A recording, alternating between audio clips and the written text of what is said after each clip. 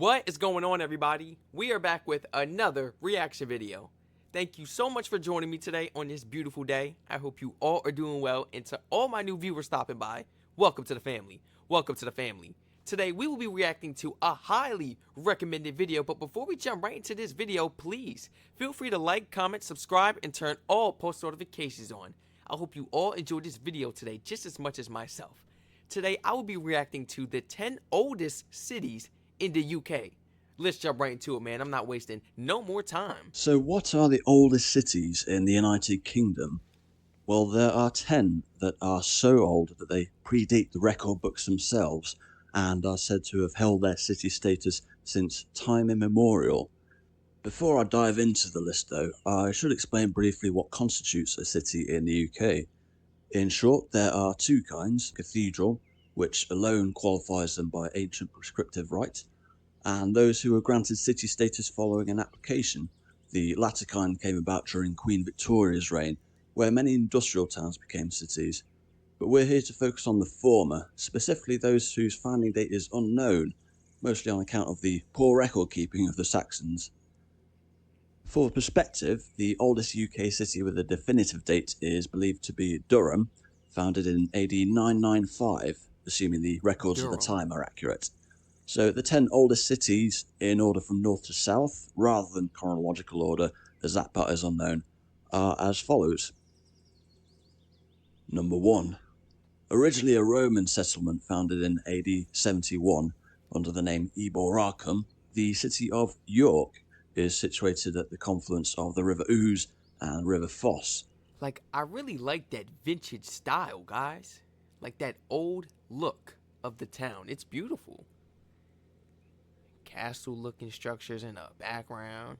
This is only stuff we see on Harry Potter. Well, at least over here in the United States, because we don't have this. We don't have these type of architectures that we could just go to and see every day out and about.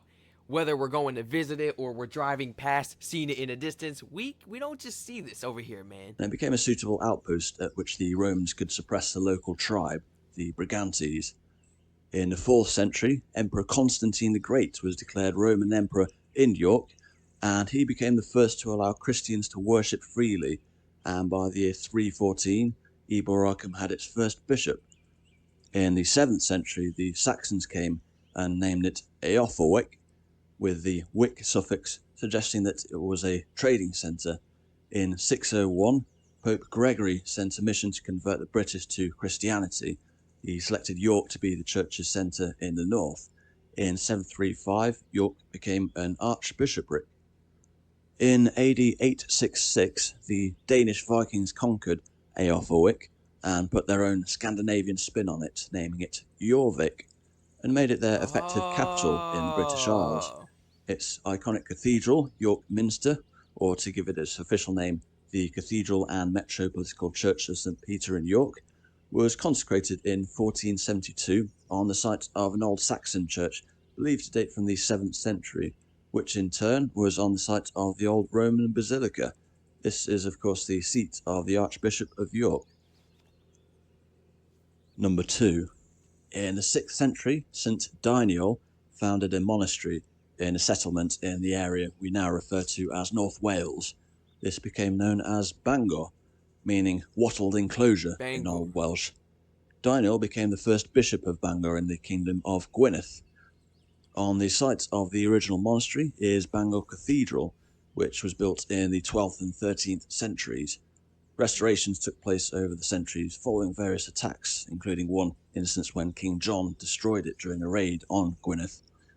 Bangor is the oldest city in Wales, or to put it another way, the oldest city in the UK outside. Wait, I just want to hear that part again.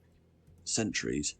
Restorations took place over the centuries following various attacks, including one instance when King John destroyed it during a raid on Gwynedd. Bangor is the oldest city in Wales, or to put it another way, the oldest city in the UK outside of England. Number 3. In the 7th century, St. Chad, Bishop of Mercia, declared this city his bishop's seat.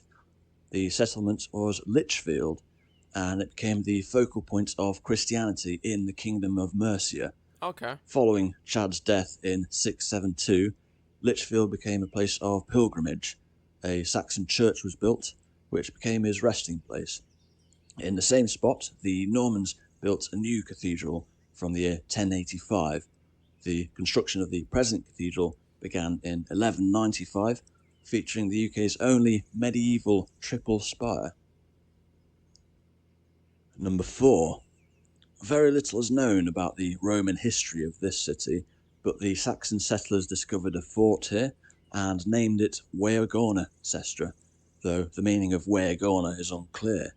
Nevertheless, the name evolved to Worcester. In the 7th century, the first cathedral at Worcester was built, which became the seat of the Bishop of the Hwickers. Hwicker was a tribal kingdom existing from the 6th to the 8th century, situated around the area equating approximately to parts of Worcestershire, Warwickshire and Gloucestershire of today. Worcester was its capital. With the Viking invasion and subsequent establishment of the Danelaw in the 9th century, Worcester became a burh, i.e. a fortified settlement, as part of a move by King Ethelred. So I really like this vintage look. Are there any activities to do in these areas? Any places to eat, guys? Any museums to visit, at least? You know, for the tourist, of course. This is beautiful. The vintage style is really eye-catching. It's very appealing when it comes to the UK as well, because like I said, we don't have these archistructures over here. And his wife Ethel fled to solidify the kingdom of Mercia against the Danish threat to the east. From the late 11th to the 16th century, a second cathedral was built in Worcester in a range of architectural styles from Norman to Perpendicular Gothic. Number 5.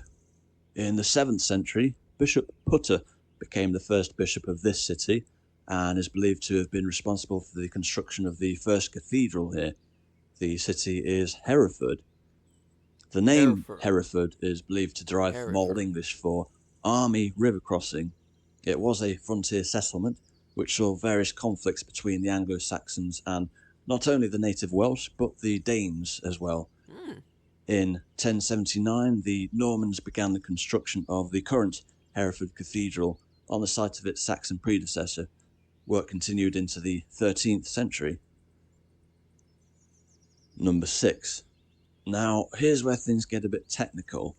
In the eyes of the law, the City of London, with emphasis on the city, refers to the approximate area the Romans inhabited from the 1st century AD, also called the square mile. This is actually both a city and a ceremonial county in its own right, and an enclave surrounded by the ceremonial county of Greater London. In the 9th century, Alfred the Great is believed to have come across the old Roman fortifications and turned it into a Saxon fortified settlement that could better withstand Viking attacks than the previous base, believed to be around the Covent Garden area, with 2 street names of today providing clues, as in Old English, Strand means beach, and Aldwych means old trading centre. Following the establishment of the Archdiocese of Canterbury, a cathedral was constructed in London in the 7th century and was dedicated to St Paul. This has gone through various iterations up to the present structure designed by Christopher Wren in the aftermath of the Great Fire of 1666. How is the maintenance within these towns? Keeping up with these old vintage structures. I mean, my goodness, it must cost a lot of money. You know? Keeping up with these buildings, keeping up with these castles, should I say. They look more like castles, not buildings.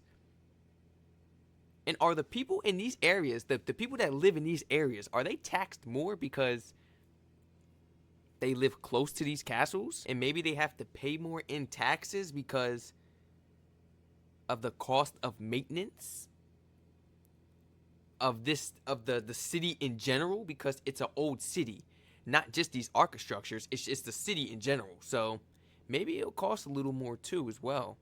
Again, that's just an opinion. It's just an opinion. It's not a fact. Please feel free to clarify me in the comments if I am wrong. Number 7. Before the Romans came, this area was home to a tribe known as the Cantiaci. from which the name of both the city and its county, Kent, derive. The city, of course, being Canterbury. After the Claudian invasion of AD 43, the Romans established a military base which they called Duravernum Cantiacorum. This became the principal trading centre for the surrounding area. Around AD 270, defensive walls were put in place, which remain in place to this day, albeit with various reworkings. In the 6th century, the Jutes established the Kingdom of Kent, with Canterbury becoming its capital. In AD 597, St. Augustine arrived in England on a mission to convert its inhabitants to Christianity. In doing so, Augustine became the first Archbishop of Canterbury. By the 9th century, it was firmly established as the centre of the English Church. This did, however, mark it out as a target for the Danish Vikings across multiple generations. In 1011, Canterbury Cathedral was burnt following the capture of Archbishop Alphege. The cathedral was rebuilt. When? In 1011? Across multiple generations. In 1011, Canterbury Cathedral was burnt following the capture of Archbishop Alphege. The cathedral was rebuilt and subsequently burnt on 2 more occasions before being built in stone. It was the site of the martyrdom of Thomas Becket in 1170 by the Knights of Henry II, and subsequently became a place of pilgrimage. It got burned down 3 times. Number 8. That's crazy, England's man. smallest city is also among its oldest, named after the wells in the grounds of the Bishop's Palace and the cathedral. The city of Wells is believed to have originated as a small Roman settlement. In the early 8th century, King Ine of Wessex chose Wells as the site of a minster church. By the early 10th century, the Diocese of Wells had been founded by King Edward the Elder. This diocese moved to Bath in the Norman period, but as a compromise, a joint diocese was later set up between the two, but officially returned exclusively to Wells in the 13th century, several decades after the construction had begun on Wells Cathedral. Number 9. The first inhabitants of this city are believed to be the Belgae tribe. Why am I just The now Romans hearing about these cities? I'm only familiar with 1 and 2 on the list so far. Why am I just now...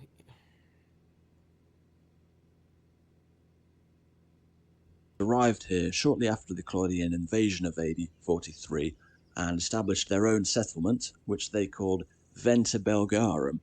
The meaning of Venta is uncertain, but believed to be a Brythonic word for market. When the Saxons discovered the abandoned Roman settlement, they named it Venta Casta, meaning Fort of Venta, which evolved into Winchester. In the 7th century, a church was built here, and in AD 676 the Bishop of Wessex moved his seat to Winchester, effectively making it a cathedral. The Normans would later demolish this in the late 11th century and begin to build in its place the present Winchester Cathedral, although work continued until the 16th century. In AD 871, Alfred the Great was crowned King of Wessex and established Winchester as its capital. When England became united as a single kingdom in the 10th century, Winchester remained the capital until the 12th century. Number 10. In the 1st century AD, the Romans ventured into an area of the southwestern British Isles, where they founded Isca Dumnoniorum, a name which references the Dumnoni tribe who predated the Romans, and to whom the county Devon is named after. The city was, of course, Exeter, and was situated at the southwestern terminus of the ancient Roman road known as the Fosse Way. In the 7th century, the Saxons settled in the ruins of the abandoned Roman settlement, which they named Escancester, whose name evolved to Exeter. Having been subject to various Viking attacks, it was fortified in the 10th century by King Athelstan. In the year 1003, disaster struck as the Vikings plundered the city after they were let in through the gates. Although more or less reduced to rubble, Exeter recovered, and by 1050, Exeter Cathedral was founded. From the early 12th century, it was rebuilt by the Normans. And those are the 10 oldest cities in the United Kingdom. Wait, rebuilt for what though? But Was it destroyed from like a previous occasion? What happened? Although more or less reduced to rubble, Exeter recovered and disaster struck as the Vikings plundered the city after they were let in through the gates. Them Vikings, Although man. more or less reduced to rubble, Exeter recovered, and by 1050, Exeter Cathedral was founded. From the early 12th century, it was rebuilt by the Normans. And those are the 10 oldest cities in the United Kingdom as it pertains to city status. And to reiterate, in no particular chronological order, as their dates of foundation will remain a mystery. And it's really fascinating to know that some of these places, some of these cities we know now, like I said, I was only familiar with 2 of them, guys. I mean, my goodness, but now I'm familiar with all 10. But like I was saying, it really is fascinating when you know the name of these current cities and you find out that these weren't the original names a few years back, or a few years, should I say several years back. Things changed over the time to get to where we are today. You know, when you hear the name of a city, a town, a state, a country, you would believe that that was its original name since the start. And that, you know, it wouldn't diverse over the time. If you guys enjoyed this video just as much as myself, please feel free to like, comment, subscribe, and turn all post notifications on so you don't miss another one of these reaction videos. Once again, thanks a lot everybody for stopping by today and joining me to watch this amazing educational video. I mean, guys, I seriously needed to watch this because I was only aware of 2 cities out of this list. 2 out of 8 cities, and that is unacceptable. So now that I have expanded my knowledge today, I'm going to take it further and go ahead and do some research on these 10 separate cities. Yes, I will do some research on these 10 separate cities. You know, figure out a little more about the cities and what to do in the cities, and, you know, what's the price range of living in those cities? What's the tax rates? What's the prices for goods in the areas, man? I'm curious. I am very curious. And everybody, please feel free to clarify any of my questions down below in the comment section. And feel free to educate me about anything new that I may have missed from this amazing video. Once again, I will catch you all in the next reaction video. Stay safe.